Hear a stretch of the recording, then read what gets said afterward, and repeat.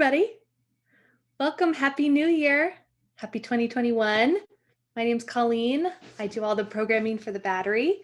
We're really glad to have you all here for one of our first virtual events of 2021. This is one of our favorite events, our astrology forecast, and I'm really excited to kick it off. So just a couple of housekeeping items. We'll do a brief Q&A at the end, but we have a lot of information to get through. Today's events notwithstanding. So put any questions you have in the chat box and we'll get to as many as we can. If you are interested in following up with Joanna after, we will be putting her contact information and her website so that you can reach out to her. And we'll keep everybody on mute for now. You have the ability to unmute, but please only do so if you have a burning question or anything like that, but we're going to try to do everything through the Q&A. So without further ado, I'm so excited to introduce Joanna Antigone. Joanna has been a practicing witch and astrologer for the better part of 20 years. She's been at the Battery before for Mystic Mondays, back when we could all be together, if you remember that. She's an intuitive guide, herbalist, astrologer, writer, and researcher of everything occult and folk magic. Her big love is dismantling the preconceived notions people have about astrology, and she is dedicated to helping people find their truth. You can support her by going to her Patreon. We'll drop a link in the chat. And without further ado, I'm going to pass it over to you, Joanna. Yay, thank you, Colleen. It's so nice to be here with everyone virtually. I'm actually broadcasting from Greece right now, where it is a little after 4 a.m. So I'm really happy that I'm able to actually do this. So I'm about to hit you with a ton of information, and I'm just going to do a quick introduction before I go into the rest of the information. But just, be prepared to get hit with a wall of information. You don't have to retain all of it. Colleen, I forgot to ask you if it's possible to send the slideshow over to folks. I'm happy to share it, just so people have it. You can take notes. Feel free to ask questions, and Colleen will field them like we said. So really quickly, I actually wasn't planning to talk about this today because I prefer generally how I work to work with individuals within the community, because I'm a firm believer that through individual work and growth, we can affect the collective. However, today I was waiting for something to happen, and it did a few hours ago. So I'm just gonna really quickly switch the share here. 1 second. So I can talk about what we saw happen earlier today. And here we go.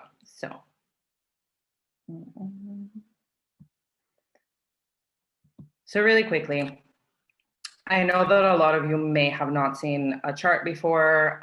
This is an astrology chart with transits, so it makes it more complicated, but I just really needed to address what went down today.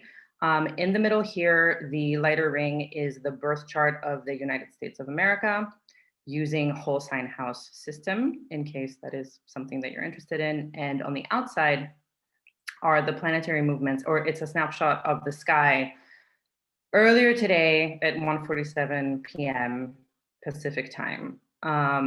So a couple of things that were happening, and the reason why I've been waiting for big changes to occur today is that for the past 6 months, we've had Mars hanging out in the 5th house of the United States, which is creative energy, children. That can be very much like, creative babies, not necessarily real ones.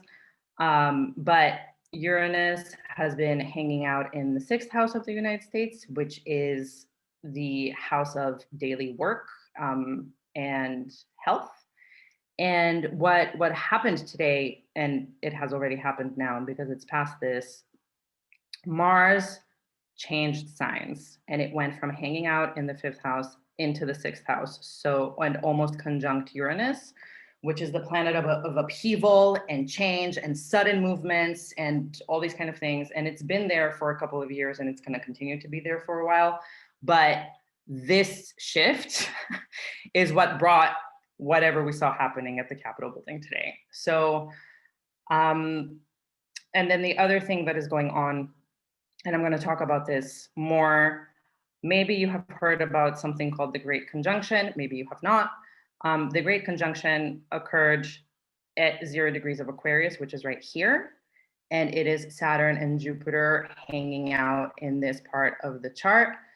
The reason this is important is because it is sitting on the United States South Node, which is basically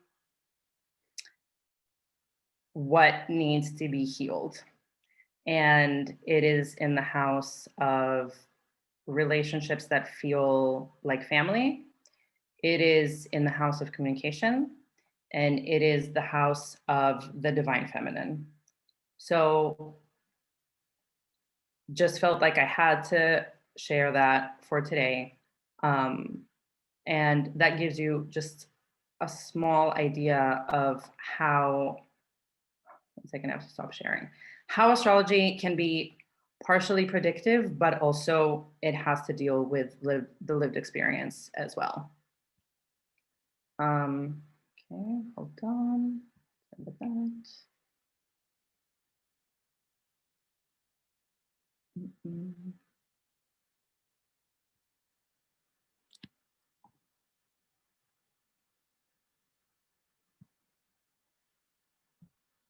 Okay, 1 second.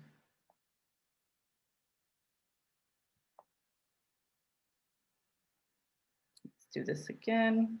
Thank you, everybody. Technical difficulties. You know, astrologers and witchy people are not the best with technology. So thank you for bearing with me.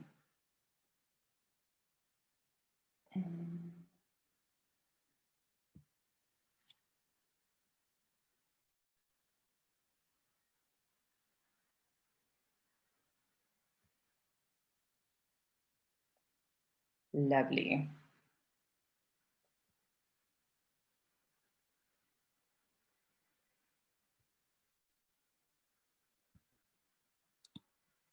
Okay, we're back to the regularly scheduled programming. Thank you for that. So,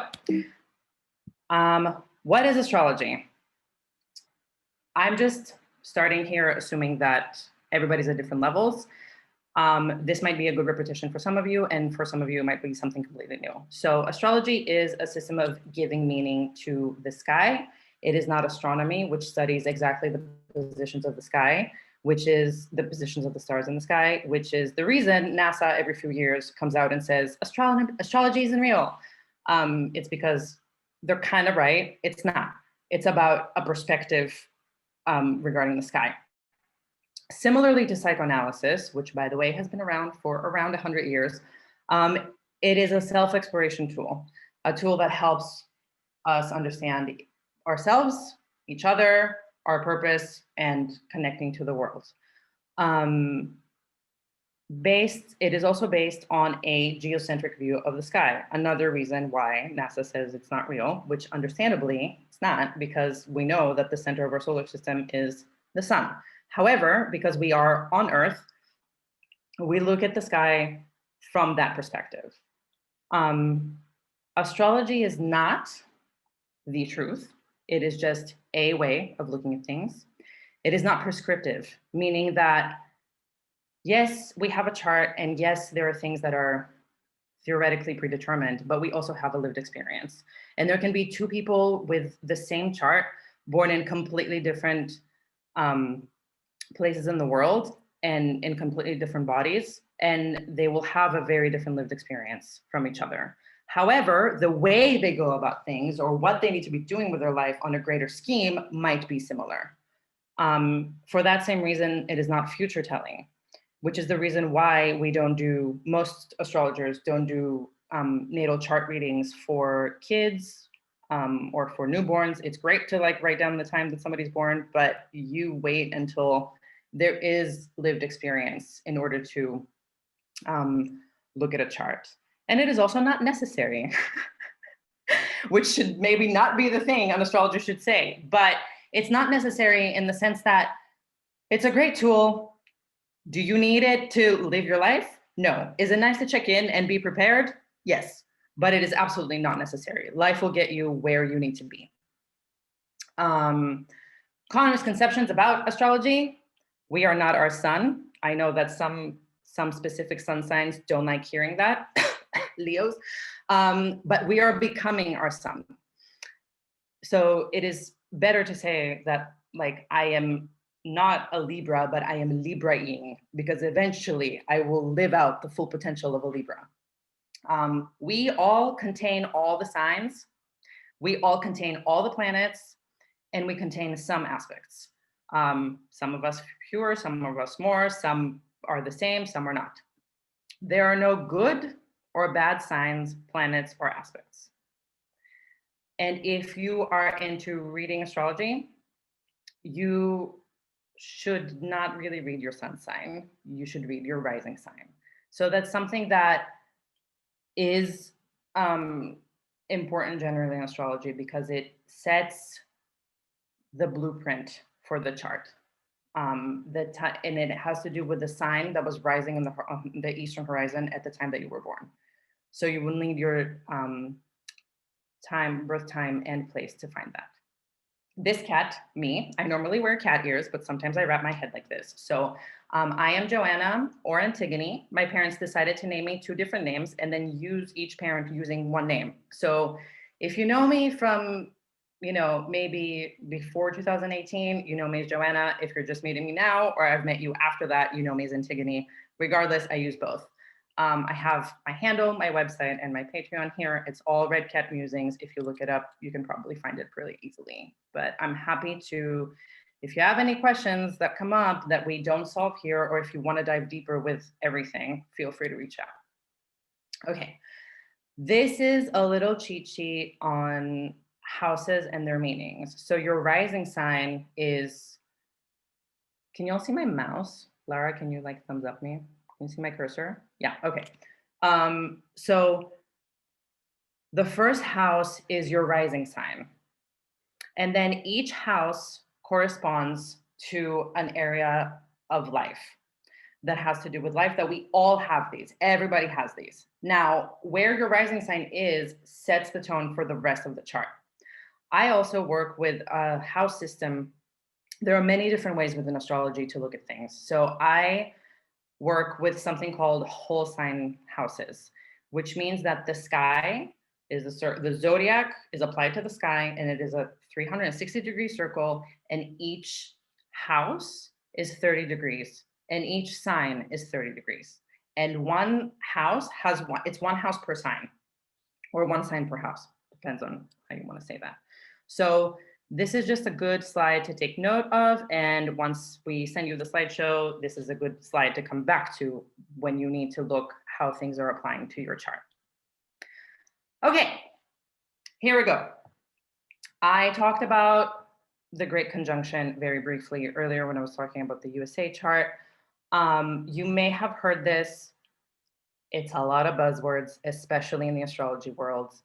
However, there is a common misconception on what this is, so I do want to clarify. The Great Conjunction happens once every 200 years, approximately. There are other conjunctions that happen. By the way, a conjunction is when 2 planets are in the same sign.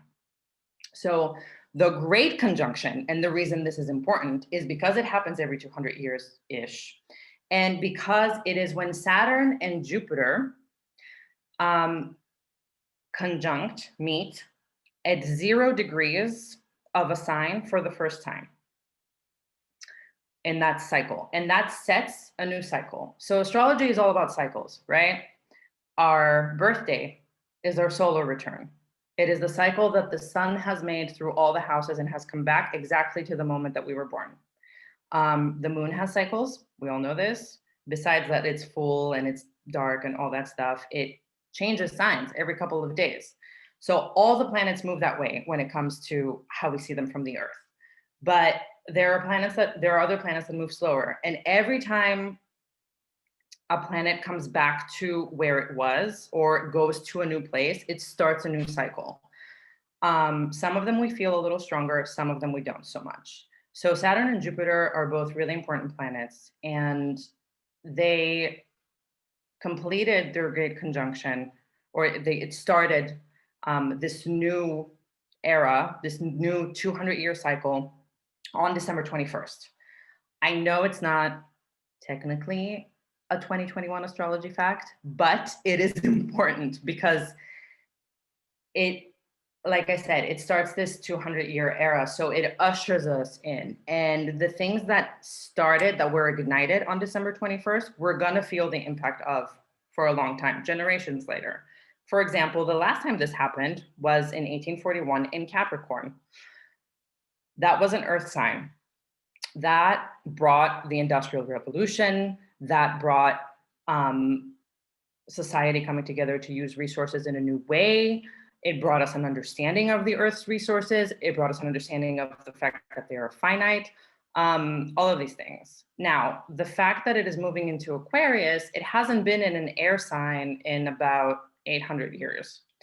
And we should be expecting the qualities of Aquarius being a major part of our growth and evolution for the next 200 years.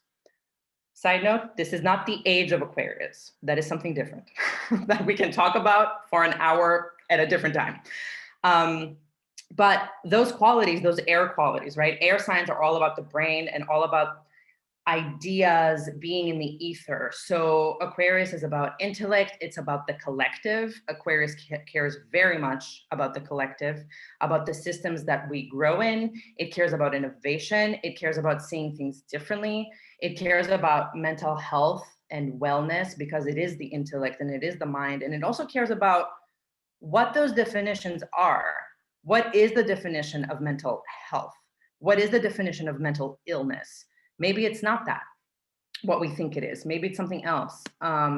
It is a new era in spirituality because it's different philosophies, different ways of thinking, different ways of looking at the world. It is the digital age. It is the age of virtual reality. It is the age of digital tech communications. It is the age of digital currency, right? Ether currency, everything, all that stuff. So we have definitely gotten a little glimpse of what that new era kind of looks like because there have been a couple of conjunctions that have happened in Aquarius, but now this really, they'll be talking about this, way later if humans are still around about, oh, the age of this conjunction in Aquarius did all this stuff. Okay, what does this mean for you? If you know your rising sign, there is a part of your chart that has Aquarius in it.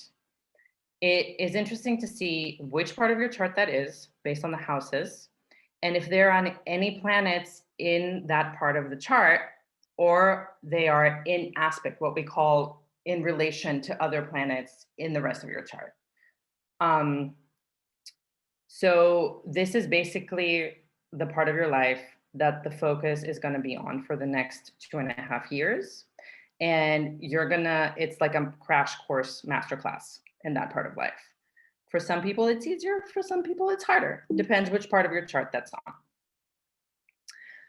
Okay, so starting with inundating information. Eclipses.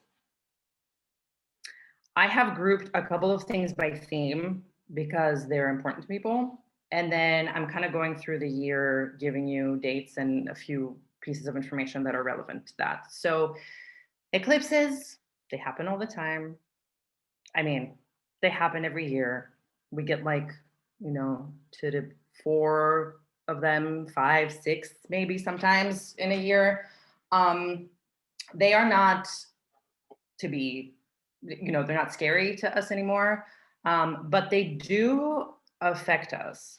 And the reason these are important is because these eclipses they have their own cycle. So depending on which sign they're in, they activate that part of our chart, especially according to what else is there at the time. And they either amplify or release. Eclipses, there's a lot of information around them and a lot of superstition and a lot of folk magic around them. I'm just going to say, as a blanket rule, if you have magical tools, if you work with crystals, if you work with divination decks, if you work with anything like that, eclipses are not the time to charge your objects under this energy. They're not. Most of them are not. Maybe some of them are, but that's just a note to the wise. They are, however, really good times to go deep and journal and meditate and do divination if you pull tarot cards, or if like you fire scry, or if you look into mirrors for information, whatever works for you. But that's like a good time to do that. So these are the eclipses for 2021. There's May 26th. It's a total lunar eclipse in Sagittarius, where the South Node has been. So I'm going to talk about this a little bit more when we talk about the signs specifically, but the South Node has been in Sagittarius. So whatever part of your chart contains Sagittarius is the one that's dealing with like purging, releasing, and healing. Gemini, and this has been happening for around a year, a little less than a year at this point. So we've had already an eclipse here, two actually at this point. So you might want to look at when that was and think back to what cycle that started and what cycle this is going to be closing up. Then on June 10th, there's a solar eclipse in Gemini, which is the North Node. And this is the part of your chart that's opposed the South Node. And it is where you will see or may have seen amplification and opportunity, and a general like highlight and activation in that part of your life. So for example, if you have Taurus rising, your second house is in Gemini, and that's the house of like money, how you make your money, livelihood, assets, your self-worth. So you might see this activation in this part of your chart that has been happening for like a little less than a year, that makes you look at things differently and like makes you grow in that direction. So this is the second and final eclipse that is happening in that part of your chart. On November 19th, 2021, another eclipse in Taurus, which will give us, this is important because it gives us a glimpse of what is coming in the next 2.5 years. So this right here, November 19th, is the beginning of a new cycle. So if you journal or if you have a calendar, just write down the stuff that comes up, stuff that sticks out on these days. That's the best way for me to use the astrological dates. And on December 4th, the cycle that has started with the eclipses in Sagittarius is closing. And then right at the end there on December 23rd, the nodes change signs. So you're going to feel the shift. You're going to feel the different parts of your chart, the areas of life that get activated. And you're going to be working through the process, yet again, another cycle. You're going to be working through the process of releasing, healing, purging whatever is no longer needed in the part of your chart that contains Scorpio. And you're going to see an amplification in opportunity, in just a drive, part of your chart that contains Taurus. And I will go over each sign briefly for these and how that affects you. Okay, Mercury retrograde. Listen, Mercury retrograde gets a really bad rap. It's really not that bad. I call it mermaid renegade, mainly because my partner does not believe in astrology at all. And I'm always going on about something astrological happening. And then he's like, what was the thing? Was it this mermaid renegade? And I'm like, you know, that's a really good way to look at Mercury retrograde. It's a mermaid renegade. So note on retrogrades, just because, you know, it's the most famous retrograde. By the way, most planets go in retrograde. But Mercury retrograde happens often, and it affects us a lot because it is a planet that is really close to Earth, and it is a planet that has to do with our communication and the way we go about the world and the way we travel and the way we exchange information. And, you know, we're really big on that. and we really don't like it when it gets all messed up. So Mercury retrogrades are not bad. They are a time period during which we are asked to review, reevaluate, reimagine, reflect, redesign, recommit, redo, like all of the things in that part of our chart that they're affecting. So because Mercury is the communicator and the messenger of the gods, like it really doesn't like it when it's asked to slow down, and retrogrades slow it down. So these are the Mercury retrograde periods in 2021. Unfortunately, or fortunately, they're all happening in air signs. So the first one, you know, get the year started, January 30th through February 20th in Aquarius. Whatever part of your chart holds Aquarius is going to feel it the most. Is that your 7th house of committed partnerships, which means that your 1st house is Leo, which means you have Leo rising. Then that's where all the miscommunication is going to happen. That's where you have to be careful with the information you are exchanging to make sure, like, you just have to be more clear and more direct and ask questions and encourage other people to ask questions. And, you know, we have a problem with listening anyway in our society. This is what this is teaching us. Second retrograde, May 29th through June 22nd in Gemini. And then third, September 26th to October 18th in Libra. Again, because this is in air and because this is all about the intellect, this is also where our anxiety lives, right? We are future tripping, we are up here, we are past tripping, we are not in our bodies. It's not an earthly thing, it's not a feelings thing, it's a mind thing. So just watch your minds, watch where they wander, watch where they need support, and take care of yourselves. You know, 2020 has been really traumatic. 2021 is shaky, you know, we'll see what happens. I had something that I wanted to say, but I lost it. So if it returns, I will let you know. Okay, so these are the signs, Aries through Virgo, based on rising sign, where the retrogrades are going to affect you. So the first one at the end of January, if you have Aries rising, is going to affect you in your 11th house of community, patrons, and good fortune. The second one in your 3rd house of siblings and communication, and the third one in your 7th house of committed partnerships. And this goes on this way. So if you know your rising sign, take note. And if you're not in this section of rising signs and you're in this one, take note. And again, we're going to send this around, and I'm going to go over all the signs at the end a little bit, so you'll have an idea of where things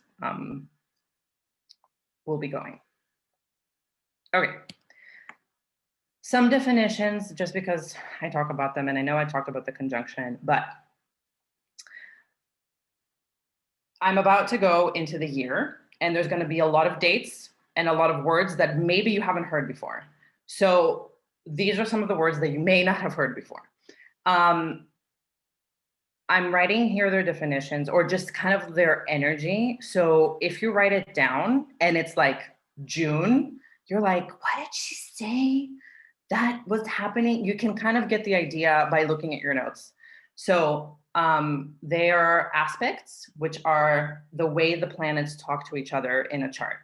So there are aspects that there's aspects happening all the time. Again, some of them affect us, some of them don't. There are aspects happening like every day. I had to pick really specific ones that I want to talk about for the year.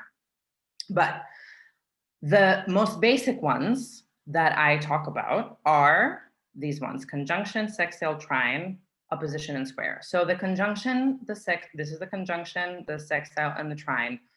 They are aspects that flow, that have the energies of the planet of the planets, playing really nice. They are energies that support each other, that kind of amplify each other even, but not necessarily in like a destructive or excessive way, even depending on the planet, like it's okay. And then there are aspects that are harder that create, more tension and more friction, or we feel them more, or they just are really uncomfortable. But you know what? If we didn't have them, we would never grow. They really activate something in us that has to do with action and drive. So those are the opposition and square. So these have to do with math and the circle and how far planets are from each other. So for example, an opposition is when a planet is 180 degrees, right, out of 360 across from another planet. A square is 90 degrees. A trine is 120 degrees. So that just gives you an idea. Okay, take notes. Write it down on your calendar. January 6th, today, Mars enters Taurus. We saw what happens. Okay. Again, Mars is not super stoked to be in Taurus, but it was in Aries for 6 months of 2020, and it is much better, I think, here than anywhere else at this point in time. Excuse me 1 second. Let me just look at my notes. Okay. Taurus is a sign that I just want to say that like the energy is going to be really different, because Aries is a sign that really cares about movement and action and setting things on fire, but like in a good way. And Mars loves doing that. It loves being in that space of like drive, power, aggression, but also accomplishment, goals. And Taurus is like, y'all, can we just chill? Like, I'm a bull, I'm dragging my thing, I'm like plowing the land, I'm like going really slowly. Like that's just kind of the energy that we're going into. January 13th, Mars in Taurus is squaring Saturn in Aquarius. So this is a bit difficult because Mars and Saturn don't play well together. Saturn cares about structure and planning and diligent and is like looking at details.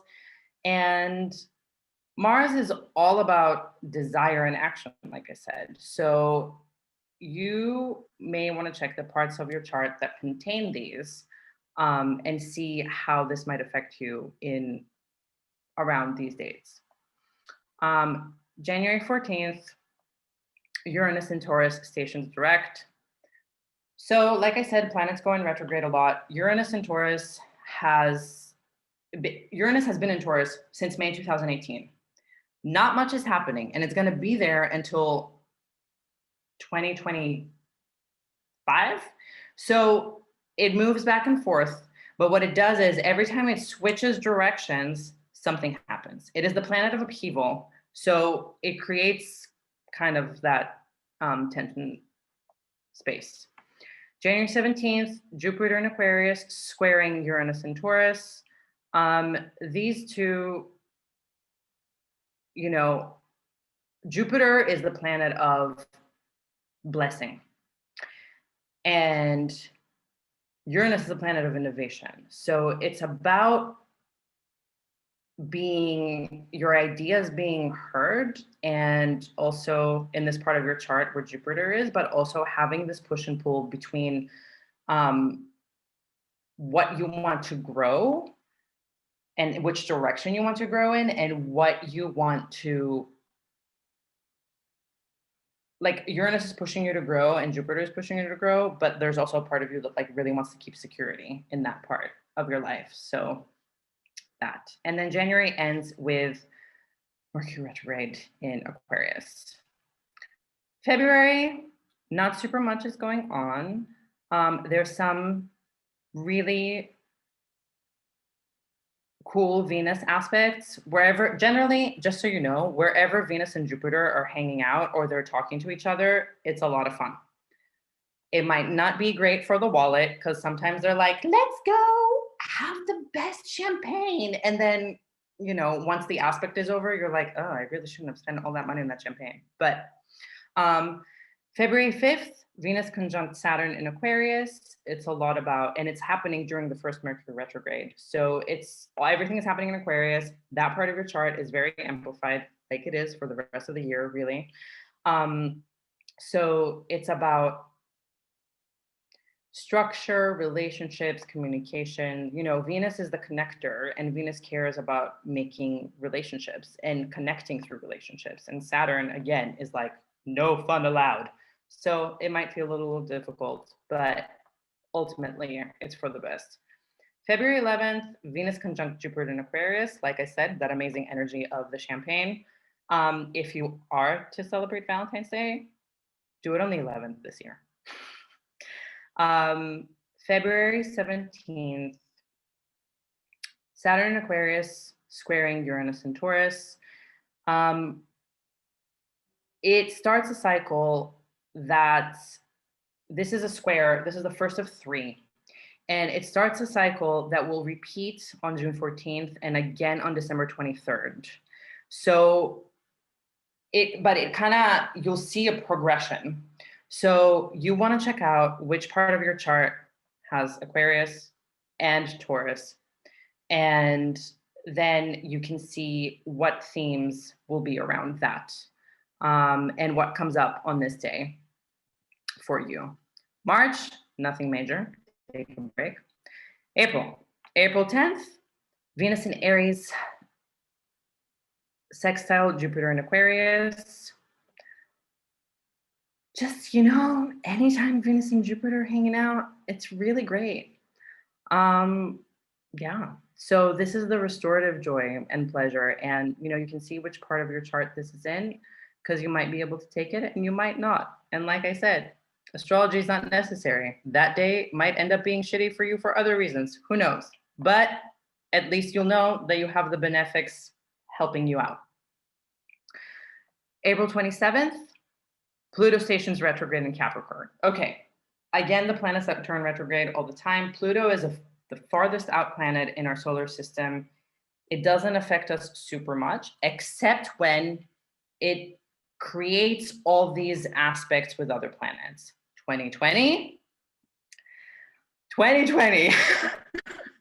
Pluto and Mars were doing things. This year, Pluto is just chilling. Pluto's in Capricorn, it's hanging out. But Pluto really cares about deepening and investigating everything that needs to be unearthed. Generally, it really cares about having transformative experiences. So you want to look at the part of your chart that contains Capricorn, and then that's really where Pluto is going to be doing some excavations. And because it's in a retrograde for most of the year, it's about reviewing and like unearthing whatever needs to come out that will be eventually transformational in that part of your chart. May.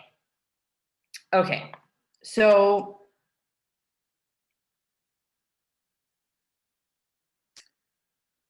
May 13th, Jupiter enters Pisces.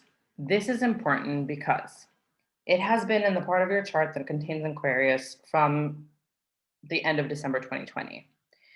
It stays in a sign for 1 year.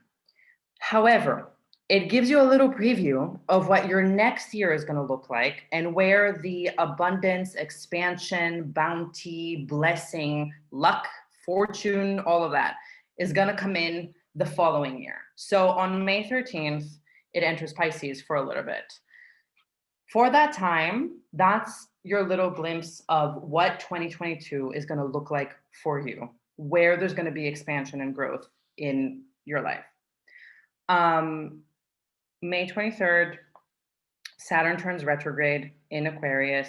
It stays in Aquarius the whole time. And what it does is basically checking up on you. You know, it's the teacher that gave you to do the homework, and the teacher came back to be like, but did you, it's the quiz. It's the quiz, that's what it is. It's like, did you learn what you were supposed to learn that I gave you to study? This is the time that you get to prove it. May 26th is the lunar eclipse that we already talked about, which is the third one in this series of eclipses out of 4 total. And then May 29th is when Mercury turns retrograde in Gemini. So I have a note here specifically for people with the sun in Gemini, because Mercury is your ruler and it's really hard for you. It's harder for you than it is for other signs. So just, you know, watch that expressive communication here. Things get stuck. It's like you're doing the thing where it's in your head and you can't really get it out all the way, or you get it halfway and then the other person doesn't understand and they don't get all the information. So it's that kind of thing. Just take note. Okay, June. Venus in Cancer is trining Jupiter in Pisces on June 3rd. Now, this is a great, this is a really cool aspect, because it really creates this, like, it's just really, really good for emotional work, because they're both in water signs. So water signs are all about the feeling and the feels. So this is a really good time to, like, you know, get like cuddly if you can, or even, you know, with yourself and like talk about your feelings. June 10th is the solar eclipse in Gemini, which we talked about. It's the second of 2 total. June 14th, Saturn retrograde at this point in Aquarius is squaring Uranus in Taurus. So this is the second Uranus Saturn square, and it is the one that we discussed in February. So it is a time to follow up with what happened for you around February 17th, and to check in, see how it's going, and see if you need to reassess and change direction. June 20th and 25th, nothing major. Neptune is one of those planets that is far out. It is, you know, doesn't affect us that much, but it is the planet of dreaming and imagination. And Neptune has a tendency to make things a little murky. So you might want to see what part of your chart Pisces is in. And if you have to make any major decisions, especially during a Mercury retrograde, if possible to hold off, that's great. If not, that's fine. That's just the way life has to go right now. Okay, July. July 1st, Mars in Leo opposes Saturn retrograde in Aquarius. So what is happening here is, again, Mars and Saturn don't like playing well together, and they are in opposition, right? So there's this like push and pull. So there is a competition between these two parts of your chart of like where your attention is going to be. For example, if you have Leo in the 4th house, that is the house of home, foundation, and roots. And if you have Leo in the 4th house, you have Aquarius in the 10th house, which is the house of career and public roles. So that's a very clear push and pull between like, I'm needed at home, but also I'm needed at work. What do I do? It's that kind of vibe. Sometimes it's about self and relationships. Sometimes it's your 1st house that's like, it's about myself and my identity and what I'm doing in the world. And then the committed partnerships in your life, right? They can be romantic or otherwise, are like, no, you need to show up for this relationship. And you're like, but I don't want to do that. So it's this like push and pull relationship. And again, this is a note for everything, like every part of your chart. If it contains a planet where these aspects are happening, you're going to feel it more. So if there's nothing there besides just like it's an empty part of the chart, don't worry about it. It's going to affect that part of your life in a way that maybe you're not going to feel that strongly. If there's 5 planets there, great. You're going to feel all of it. But eventually it's all going to work out. Okay, July 13th, Venus conjunct Mars in Leo. it really, really, it feels really, really good when Venus and Mars hang out together. They, you know, they are part of that binary that can be really frustrating. But when they hang out together, it really feels really good.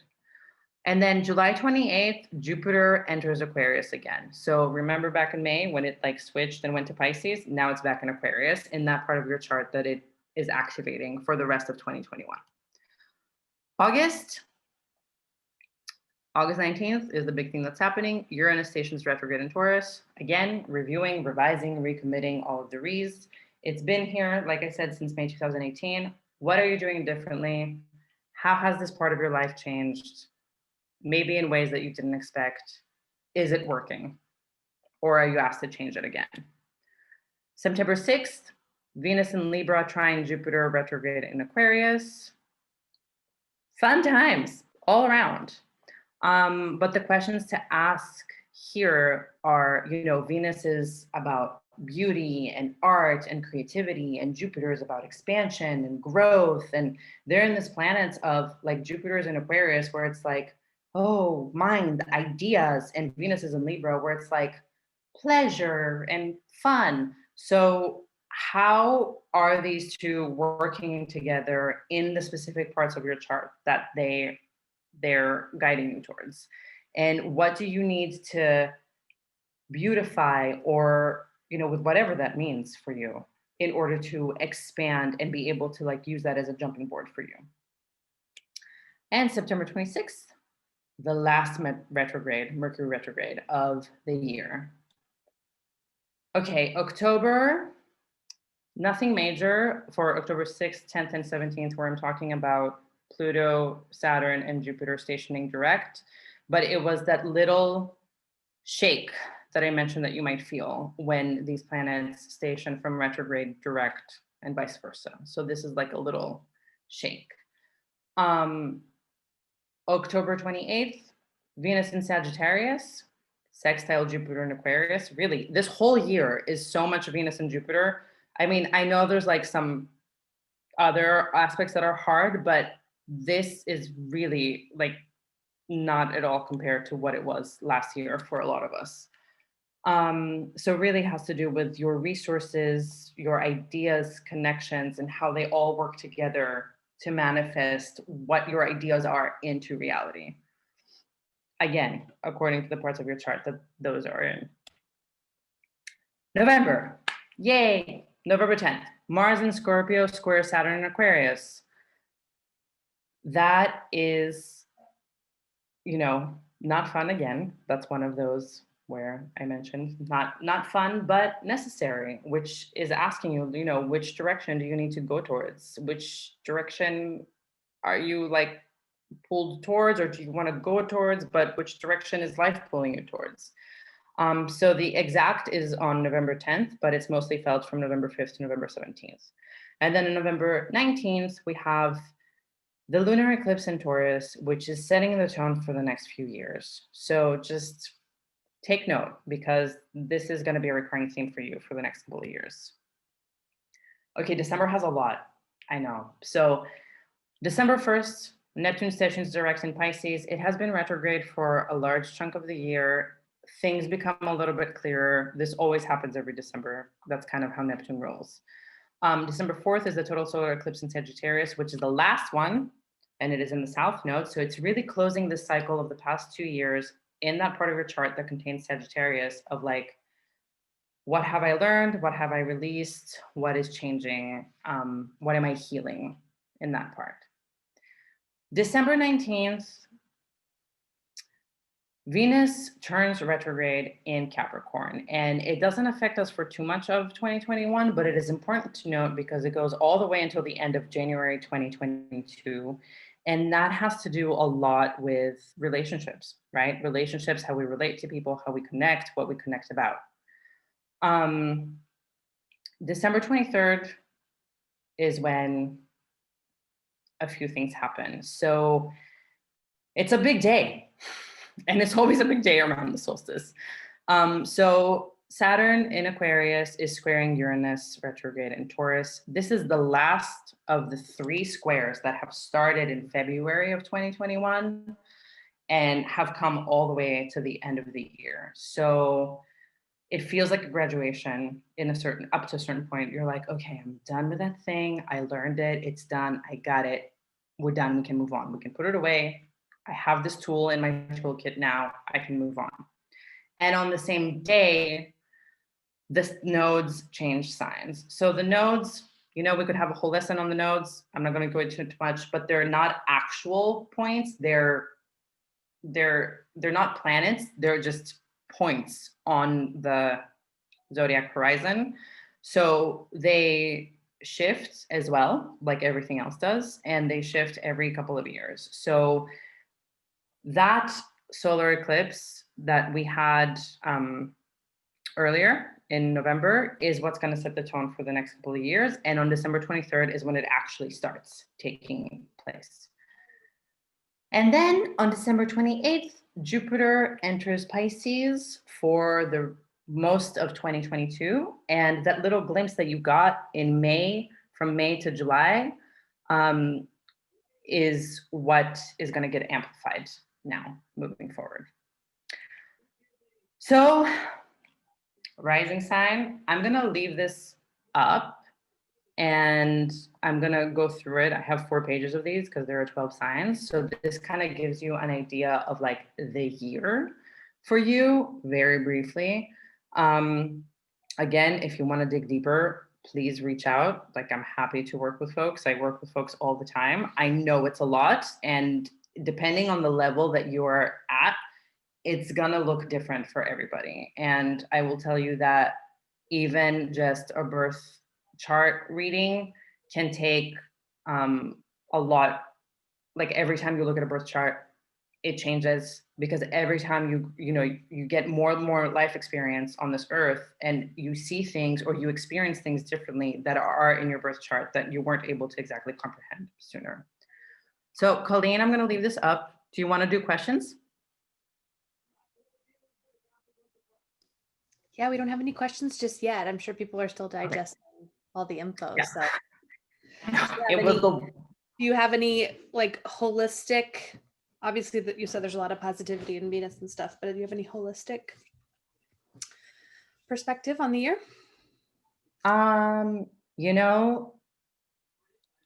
It's not like 2020. In 2019,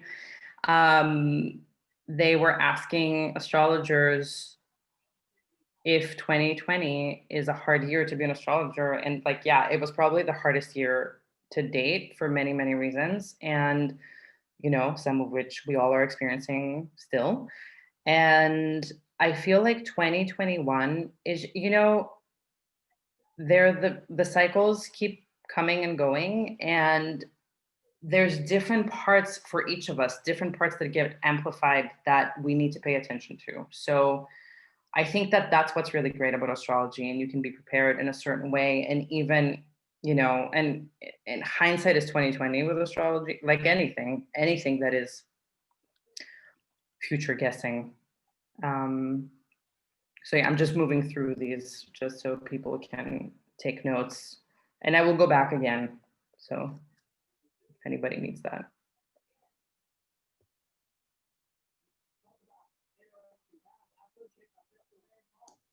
There's a question here from Yosh. Hi, Yosh.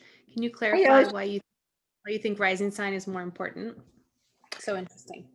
Yes. So how do I say? The sun moves around every month, right? It takes about 30 days for the sun to move through the signs. We share our sun with a lot of people, right? You will know this, especially if you're like a Libra or Scorpio, because there's a lot of them in the world. But the horizon, the zodiac keeps moving around the earth the way we see it from Earth, right? It keeps moving and it keeps changing every few hours. So in order to catch a snapshot of the sky at the time that you were born, that will show you where all the planets were and what area of your life they are affecting, you need to catch the signs coming up from the eastern horizon at the time that you were born. So it's that sign that sets the chart. So when you're looking at a chart, which I kind of need to stop screen sharing because it makes more sense if I have visual, but we're going to send this to people, right? So we're okay. Yeah, you can stop sharing. Yes, Cheryl, Okay. we're definitely going to send the deck around because it is a lot to digest. It's a lot. It's a lot. I know it's a lot. So I just want to show, because it just makes more sense if I have a visual. Okay, fantastic. So I'm just going to use.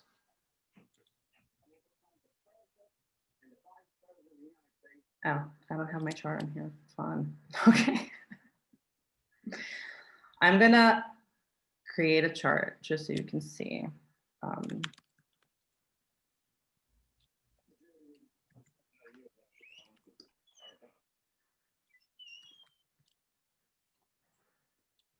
You want to come over here? 1 second.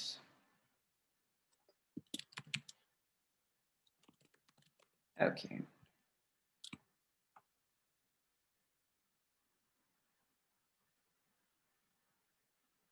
So back to screen sharing. 1 second. Okay. So this is someone's chart. This is a person who was born on May 13th, 1998 at 1:45 p.m. in Paris, France. So they have their sun in Gemini. If I were to just take their sun and try to do their chart, it would put Gemini in the first house.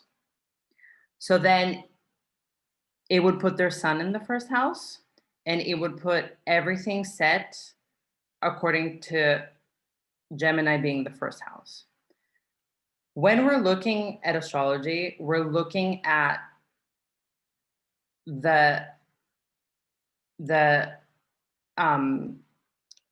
rising sign, which is the sign that was coming up from the horizon. So if you, for example, are reading if you're this person that was born on May 13th, and I'm sorry, it's in Taurus, not in Gemini. I don't know why I said that. It's in Taurus. So if you are reading the horoscope for Taurus, it assumes that Taurus is over here. So when it talks about how the transits of the planets that are going around, not your birth chart, but the planets that are happening, like what's happening right now, for example, if you were this person and you were to read Taurus, which is the sun, you would be reading it as if it was here, as if Taurus was here. So when people are talking that, oh, Mars just entered Taurus, which is your house of self and vitality and appearance, that doesn't apply to you, because you, as this person who has Taurus sun, this person happens to have their sun in the 9th house. So when someone is talking about, Taurus being the first house, that doesn't apply to this person. This person is affected by where their houses are, and they're actually affected with Mars being in their 9th house. So what they have to read is they have to read Virgo because they have Virgo rising. And it also sets, it's not more important necessarily, but if you are to be reading transits, it has to do, it just sets it with the rising sign, because every astrologer writes like that. Everyone does. They don't write with taking the sun into the first house. They take the rising sign. They're like assuming that, that's the beginning.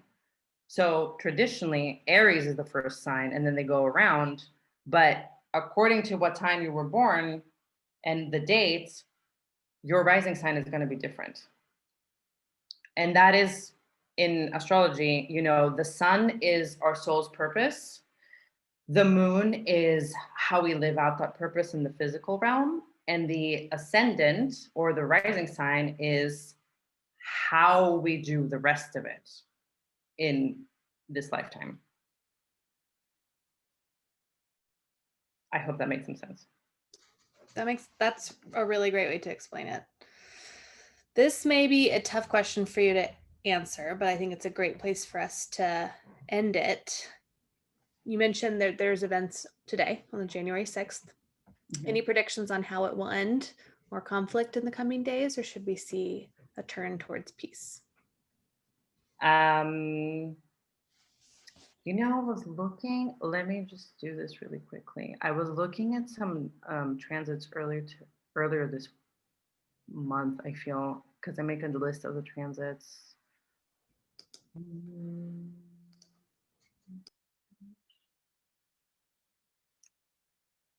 I would have to look at, you know, astrologers are really not glamorous. There's just a lot of math going on and a lot of like looking at an ephemeris, trying to figure out stuff. So, you know, I live by my notes and I don't have access to my notes right now that I took, but I remember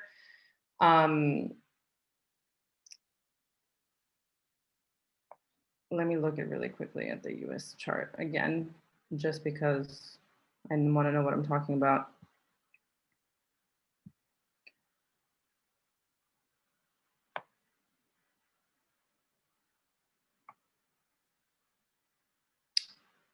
I can't tell you if it's going to be peaceful or not, but I can tell you that the kind of stuff that America is going through right now, like I said in the beginning, is South Node stuff. And the South Node is in astrology, it is considered past lives and past life karma